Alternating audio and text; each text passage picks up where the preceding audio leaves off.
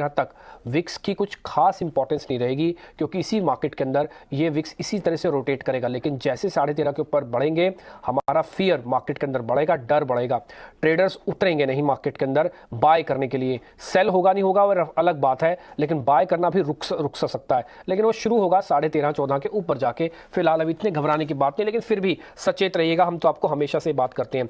मैं आपको एक छोटा सा सिर्फ एग्जांपल दिखाता हूं कि आज कैसे बैंक निफ्टी टूट रहा है। उसके अगर आप 43,500 की पुट चेक करेंगे, आपको ध्यान है कल इसी कार्यक्रम में हमने इस पुट के बारे में जिक्र किया था, और कल हमारे जो मेहमान थे उनसे हमने बातचीत की थी, तो वो कह रहे थे कि नहीं अभी आप थोड़ा रुक जाओ इस पुट से। अजीत मिश्रा थे तो वो कह रहे थे भी रुक जाओ, लेकिन ये हमको कल ही नोटिस हो रहा है। इसमें आप छुट्टी वुट्टी भी इंक्लूड कर लो आप, तो आप इसी से अंदाजा ला सकते हो। जब 8 में से आप 7 दिन चलोगे तो गिरावट कुछ कुछ इसी तरह की होनी थी। आ जाते हैं आगे। अब एचडीएफसी डैमेज कितना दे रहा है, अगर आप कुल मिला के पॉइंट्स देख रहे हो निफ्टी के और बैंक निफ्टी के, तो मैं आपको बताता हूं एचडीएफसी बैंक 750 पॉइंट का नुकसान दे रहा है बैंक निफ्टी को, और इसमें बैंक निफ्टी टूटा हुआ है करीब 800 पॉइंट, यानी कि मेजोरिटी हिस्सा एचडीएफसी का है।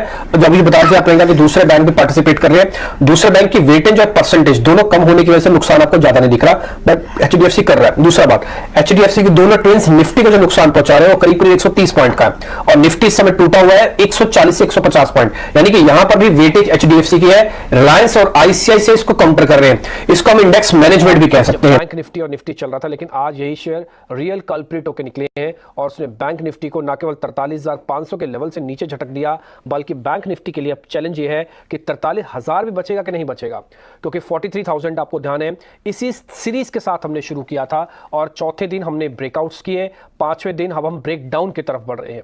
तो जो मार्केट के अंदर एक्सट्रीम वॉलेटिलिटी बन गई है, भले आपको इंडिया विक्स में ज्यादा नहीं दिखेगी, आज सिर्फ 4% विक्स बढ़ा है। एथिकली पिछले 15 दिनों में मैं अगर सिर्फ 5 शेयरों का नाम बोलूं, जिसमें रिलायंस इंडस्ट्रीज, 2 एचडीएफसी के ट्विंस, इसके अलावा आईसीआईसीआई बैंक और एक और शेयर रिलायंस, एक और शेयर आईसीआईसीआई बैंक और एक इन्फोसिस, अगर इन शेयर्स को अगर आप जोड़ेंगे तो इन्होंने कंबाइन करीब 300 पॉइंट निफ्टी को दिए थे, और कल इनका बहुत बड़ा योगदान था जब बैंक निफ्टी और निफ्टी चल रहा था। लेकिन आज यही शेयर रियल कल्प्रिट होकर निकले हैं, और उसने बैंक निफ्टी को न केवल 43,500 के लेवल से नीचे झटक दिया, बल्कि बैंक निफ्टी के लिए अब चैलेंज ये है कि 43,000 भी बचेगा कि नहीं बचेगा, क्योंकि 43,000 आपको ध्यान है इसी सीरीज के साथ हमने शुरू किया था, और चौथे दिन हमने ब्रेकआउट्स किए, पांचवें दिन अब हम ब्रेकडाउन की तरफ बढ़ रहे हैं।